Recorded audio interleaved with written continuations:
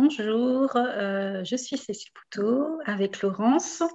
On fait partie d'un organisme qui s'appelle Alliance éducative.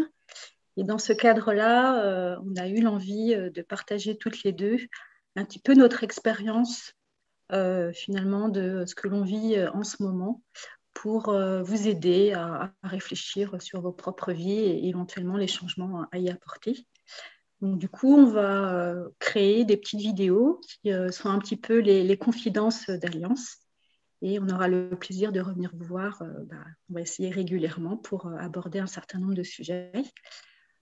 Pour commencer, ce qui nous semblait intéressant avec Laurence, c'est déjà de se présenter et puis d'évoquer avec vous notre expérience et qu'est-ce qui nous a amené petit à petit à nous éveiller à la spiritualité. Donc, Laurence, je t'invite à te présenter déjà. Je suis Laurence Bouffette et qu'est-ce que je dis se présenter? Voilà, je fais pas mal de choses. Je fais de la formation, je suis amenée à faire de la sophrologie, à accompagner en tout cas avec certains outils des groupes de personnes et des personnes aussi individuellement. Euh, voilà, je vais rester simple, sinon je vais partir sur trop de trucs. Et donc voilà, c'est vrai que c'est comme dit Cécile, on avait envie aujourd'hui de se lancer déjà d'une parce que c'est pas un exercice auquel on est super habitué, hein, pas du tout même, de se lancer dans ce type d'outils et de partage, et ce qui va effectivement, enfin j'espère aussi pouvoir créer des potentielles questions ou des interrogations en soi et pouvoir partager aussi, pourquoi pas, des expériences par ce biais-là, quoi. Ça, c'était le but en tout cas. Moi, je vais me présenter à mon tour. Donc, je suis Cécile Poutot. Alors, moi, j'ai un parcours un petit peu chaotique parce que j'ai changé plusieurs fois de métier, mais aujourd'hui, je suis formatrice notamment auprès des soignants et des patients partenaires pour les aider à mieux accompagner les besoins des malades. On appelle ça l'éducation thérapeutique du patient. Et la vie fait qu'aujourd'hui, de parce que je ne souhaite pas me faire vacciner, que je suis amenée petit à petit à changer d'activité. Et je me sens poussée notamment à vous proposer un certain nombre de choses, à la fois des vidéos pour parler de mon expérience, mais aussi de vous proposer des éléments, tout ce qui est en soins énergétiques, naturopathie. Je dirais qu'en termes d'expérience, je me suis toujours un peu sentie différente des autres. J'ai jamais su y compris pourquoi. Par contre, ce que je sais, c'est que j'étais très empathique. Je sentais les émotions chez les autres, mais aussi chez moi. Et quelque part, petit à petit, j'ai été poussée à finalement accompagner les autres. Et donc, je l'ai fait par l'intermédiaire des soignants et puis aussi, quelque part, maintenant, envie d'accompagner toutes les personnes dans leur globalité. Je dirais aussi que, parce qu'on va venir sur le sujet, hein, quelque part, de qu'est-ce qui nous pousse à la spiritualité. Moi, j'avoue que alors c'est vrai que j'ai une religion catholique de par ma famille, mais que j'ai très, très vite abandonné parce que les concepts religieux, c'était plus du tout. Je ne m'y retrouvais pas du tout. Quand j'allais à l'église, que j'écoutais le prêtre, j'avais l'impression qu'il racontait un peu n'importe quoi, en tout cas pour moi.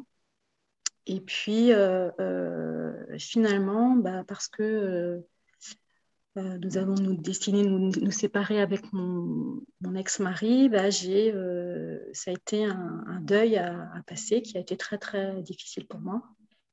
Et finalement, ça m'a invitée à mieux me connaître et à prendre conscience que j'avais des capacités, et notamment, on va le dire, hein, des capacités de clairvoyance, et puis aussi petit à petit, sans doute de guérison. Ce que tu veux dire, c'est qu'en fait, alors j'entends que ton expérience de la religion, alors c'est rigolo parce que je crois qu'on s'était pas dit encore ce genre de choses, mais moi j'ai vécu exactement la même chose par rapport à la religion judéo-chrétienne et catholique. Et que en fait, c'était juste pour faire plaisir à mes parents, et notamment ma mère, parce que c'était surtout ma mère qui était prof de caté en plus. Et du coup, pareil, hein, j'ai toujours eu en moi un espèce de rejet par rapport à ça. Et en fait, je pense que j'ai perdu la foi.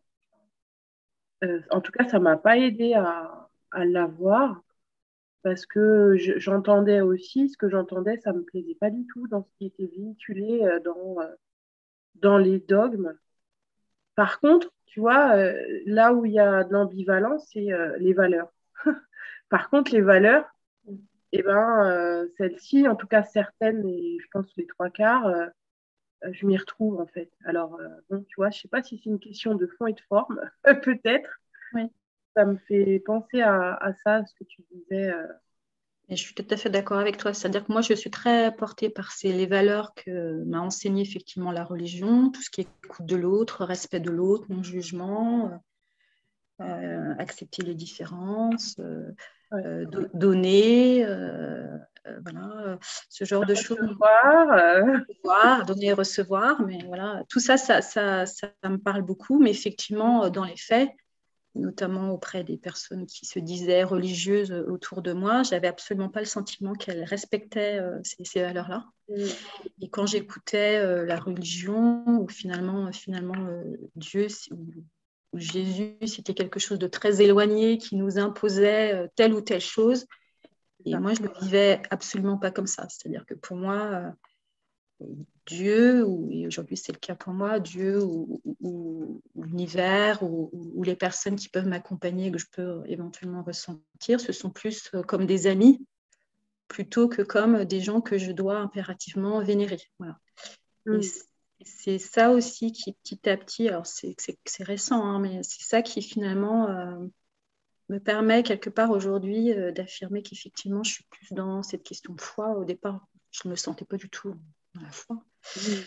Mais aujourd'hui, c'est vrai que c'est quelque chose qui est assez nouveau pour moi, mais c'est en le vivant et en étant en accord avec ce que je ressens depuis longtemps, qui fait que maintenant je peux le dire comme ça. C'est-à-dire que j'ai effectivement la foi, mais c'est la foi amour, vraiment ressenti au niveau du cœur, et pas la foi intellectuelle que peut nous imposer les dogmes religieux.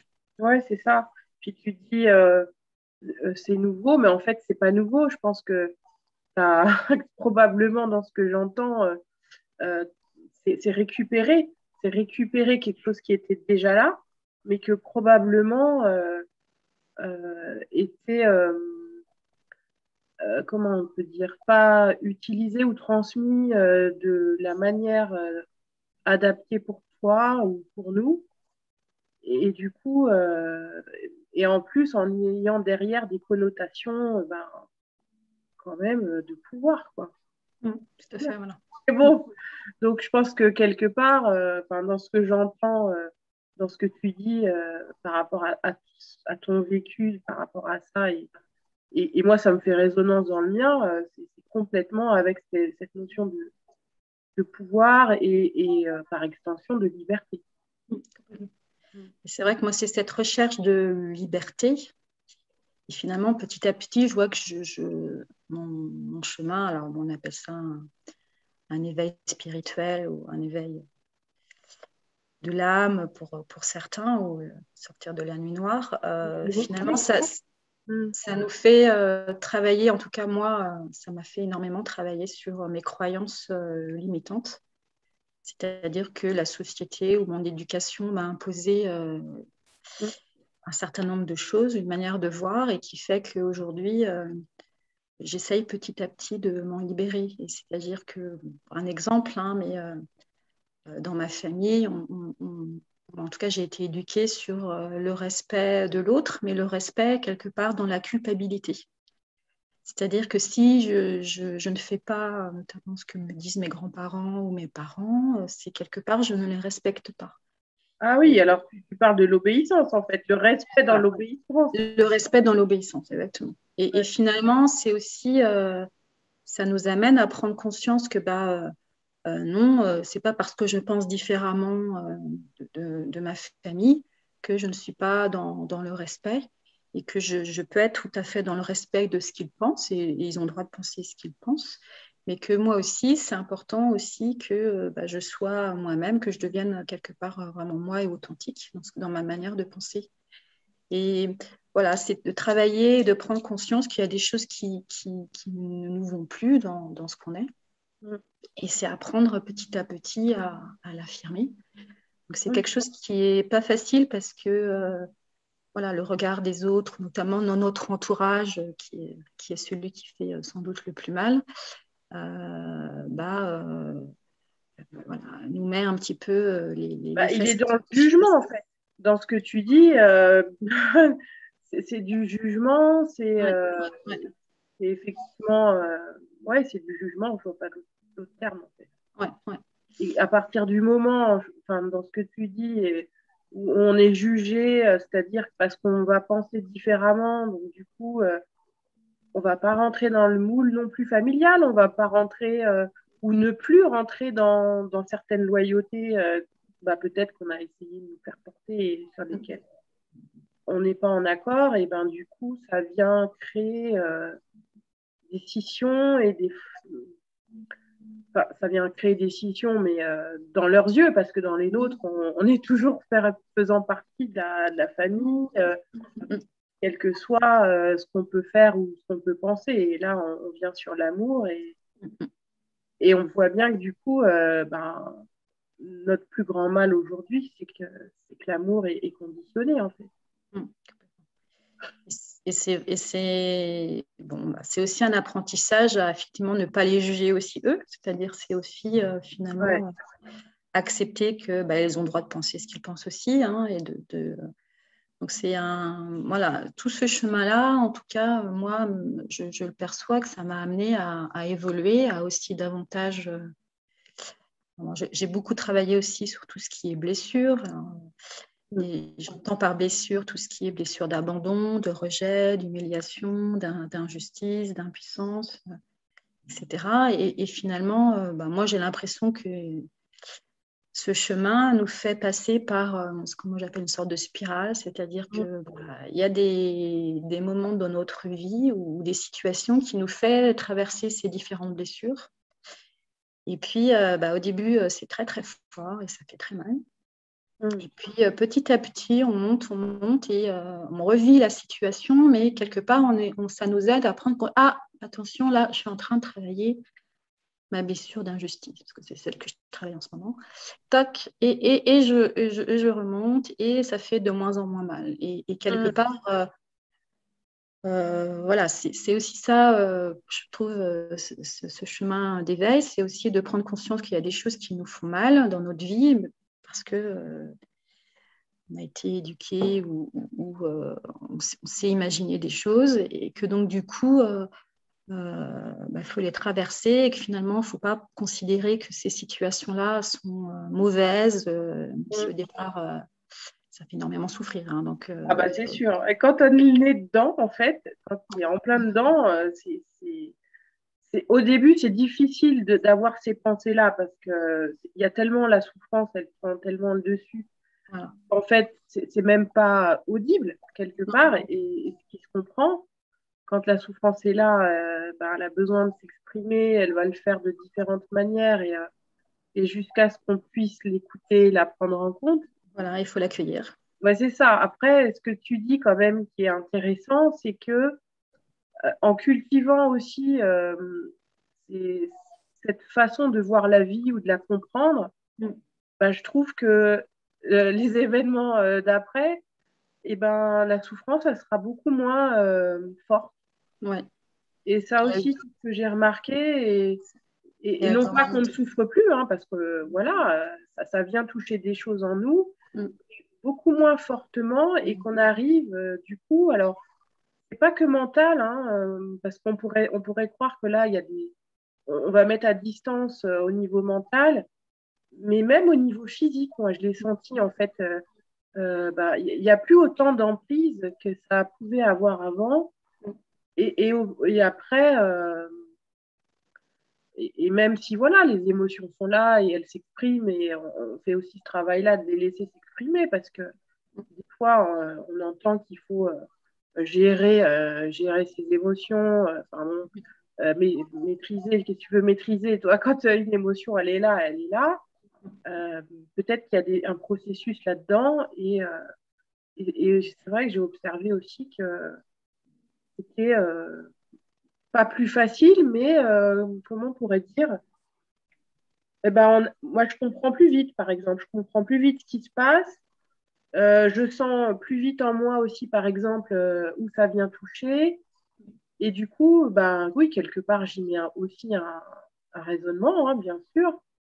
Et je me laisse aussi traverser physiquement, émotionnellement. Mais du coup, ouais, c'est beaucoup moins impactant, intense, quoi. Ouais, Oui, c'est ça. Et ça dure, moi, je sens que ça dure moins longtemps. Alors, c'est ça. C'est des par moment, hein, indicateurs. il y a des phases, hein, où c'est aussi les Ouais. énergies qui font qu'en ce moment, c'est comme ça. Mais c'est vrai que par moment, je pleure et je ne sais pas pourquoi. Des fois, je ne sais même pas d'où ça vient. Pouf. Mais j'accueille. Mais ça passe plus vite. C'est-à-dire que j'accueille, je me dis, bon, alors là, qu'est-ce que je suis en train de travailler? Finalement, ça me parle quoi, là? Pourquoi je fais comme ci, comme ça? Et Mm. puis, du coup, ça passe. Et voilà. Et puis, bon, moi, on en reparlera plus tard, mais je mets en place aussi des choses qui me permettent justement aussi d'augmenter mon énergie pour être moins dans les phases descendantes. Et voilà, c'est un travail sur soi, mais je pense que là, déjà la première chose, c'est de prendre conscience effectivement de qu'est-ce qui touche là en ce moment chez nous, Mm. et de l'accueillir, et aussi d'accueillir, comme tu le dis très bien, ses émotions, ses sensations. C'est aussi, moi j'ai beaucoup appris finalement à prendre conscience de mon corps, parce que je pense qu'avant j'étais complètement coupée de mon corps. Mm. Il y avait le mental et puis il y avait mon corps. Ouais, il y avait la séparation. Voilà, moi, j'étais séparée en deux, et c'est vrai que ça me fait travailler aussi sur ressentir son corps, finalement, parce que le corps nous parle, hein, et ça, on s'en aperçoit pas tout de suite. Et finalement, ce corps nous apprend à savoir notamment qu'est-ce qui est bien ou pas bien pour soi. Et aussi, quelque part, notamment la tristesse. Ça nous montre qu'il faut aller de l'avant, qu'il faut avancer. Bon, alors, même si d'une manière inconsciente, on le sait, c'est pas facile, hein. Mais en tout cas, voilà, il y a des choses qui nous parlent au niveau de nos corps, et ça, c'est aussi un apprentissage de qu'est-ce qui est bien ou pas pour moi, et qu'est-ce qui fait que je me sens bien ou pas en ce moment au niveau de mon corps. Effectivement, chacun le vit d'une manière différente. C'est-à-dire que moi, je suis plutôt quelqu'un qui pleure. Moi, j'ai des amis, c'est plutôt la fatigue, d'autres, c'est plutôt la colère, d'autres, c'est plus... Voilà. Donc, on a chacun nos moyens aussi d'expression de ces sensations et de ces changements. Oui, parce qu'on a aussi été conditionné là-dessus. Enfin, je veux dire, euh, c'est rare, et peut-être que les choses changent aujourd'hui, mais dans l'éducation des personnes qui nous ont élevés, tout dépend de quelle famille et comment ça se fait. Mais je veux dire, l'éducation émotionnelle, l'éducation même sensorielle, c'est pas quelque chose quand même qui, euh, qui a une place importante dans le développement, alors que c'est quelque chose de super important, et mieux on arrive à comprendre tous les processus et comment ça fonctionne, et pas que mentalement, mais aussi en les ressentant, et puis on arrive aussi à canaliser ses émotions ou autres, mais faut-il encore que on ait appris à le faire. Donc là, je vois bien que voilà, on a tout ce chemin à parcourir, et peut-être nous à aider à faire en accompagnant les gens, parce que c'est pas encore inclus quand même dans les modèles ou dans les façons d'élever ses enfants, quoi. Puis c'est aussi apprendre, et ça c'est pareil, moi, je ne l'ai pas identifié tout de suite, mais c'est aussi apprendre que finalement, l'autre, la relation à l'autre nous fait travailler aussi sur soi. C'est-à-dire que ça a quelque part un effet miroir. Et finalement, quand on vit quelque chose de difficile avec une personne, ça nous montre qu'il y a quelque chose qui ne va pas ou qui est à travailler ou à prendre conscience chez nous. Et c'est vrai que ça, c'est quelque chose on a tendance à vouloir à la personne en disant « elle n'est pas bien, les nanas, mais Oui, on rejette l'autre, là. on rejette la faute sur l'autre. Et finalement, quelque part, cette relation qui est difficile, c'est aussi nous dire, hein, c'est en lien avec les blessures, mais c'est nous dire, voilà, finalement, qu'est-ce qui fait que cette relation, elle est difficile? Et finalement, ça fait travailler quoi chez moi? Voilà. Et moi, par exemple, je sais que j'ai beaucoup travaillé cette notion d'autorité par rapport à des membres de mon entourage, ou cette notion aussi, voilà, j'étais entre autorité et puis entre acceptation, soumission de tout, hein, c'est-à-dire que moi j'étais plutôt dans je m'adapte. Et finalement, ça m'a amené aussi à prendre conscience que m'adapter, à un moment donné, c'était plus possible, quoi. Quand tu dis t'adapter, c'était se soumettre, en fait. C'était pas s'adapter, mais c'était se soumettre me soumettre au désir de l'autre et finalement à donner et puis jamais trop recevoir. Et finalement, c'est aussi prendre conscience de ça. C'est aussi beaucoup, on en reparlera, mais c'est beaucoup travailler sur son lâcher-prise. Et notamment, un de mes grands enseignements, c'est que finalement, en tout cas, quand j'ai peur de quelque chose, je sais que c'est quelque chose qu'il faut que je dépasse. Et c'est vrai qu'il y a un taquet là qui est ouh, mon Dieu, on n'a pas envie de le passer, mais quand on le passe, et finalement, il se passe des choses derrière qui sont super et ça nous fait beaucoup, beaucoup évoluer. Et je ne dis pas que c'est facile, hein, parce que moi, j'ai mis du temps des peurs de ne pas avoir suffisamment d'argent, des peurs de ne pas être aimé, des peurs de ne pas être respecté, ou que sais-je. Ouais, dans plusieurs domaines et dans plusieurs champs de la vie, ça peut s'exprimer en plus. Voilà, exactement. Et c'est vrai que c'est... alors maintenant, je travaille sur le pass sanitaire, peur de faire... de voyager où je passe sans passe sanitaire. Ça, c'est des choses que j'apprends petit à petit à travailler. Et je me rends compte que finalement, quand j'arrive à les dépasser, il n'y a pas de souci, ça se passe sans problème. Et voilà, donc à chaque fois, quelque part, une peur, c'est aussi de me dire, là, tu as quelque chose à travailler. Et là, peut-être que finalement, c'est ça qui doit être travaillé en ce moment. Et c'est intéressant aussi, comme pour les blessures, de les identifier pour avancer. C'est clair, mais parfois, j'entends, parce que en plus, moi aussi, ce que j'ai observé, c'est que la peur a plusieurs visages quand même, hein. Et du coup, moi, j'en découvre encore certains que je n'avais pas identifiés pour moi. Et quand j'arrive à me dire, ah ouais, alors ça, en fait, ça, c'était l'expression d'une peur, je me dis, ok, donc j'arrive à percevoir ou à identifier d'autres façons dont elle s'exprime, en fait. Mais c'est pas toujours. C'est souvent un peu Est-ce que tu aurais un exemple quand tu dis une autre façon de s'exprimer? Écoute, un exemple. Il y a eu un exemple flagrant pour moi, c'était l'année dernière, juste après. On était au deuxième confinement, tu sais, avec les histoires d'attestation, là. On pouvait sortir que sur attestation, sur machin. Donc là, du coup, j'avais repris les formations et je prenais les déplacements. Et je me suis aperçue, mais que j'avais la trouille au ventre. Alors certes, ouais, j'avais mes attestations, j'étais légitime à sortir parce que voilà, j'avais les trucs qu'il fallait. Sauf que j'avais qu'une de trouille, c'était de me faire contrôler, quoi. Et je sortais en formation, faire mes trajets avec cette trouille-là, que ce soit toute seule ou Ben, mon compagnon qui m'accompagnait en voiture. Alors, lui, il arrivait à très bien gérer ça parce que, alors, lui, je crois qu'il ne se posait même pas la question. Mais moi, j'étais avec la trouille de ça souvent. Et en fait, je ne me suis pas aperçue tout de suite que j'avais peur. Je m'en suis pas aperçue tout de suite et je pense que ce qui m'a ouvert les yeux. Alors, c'était un petit peu avant quand même, mais je m'en suis rendu compte, je crois, un dimanche. Je me suis dit, mais pourquoi tu es dans cet état-là?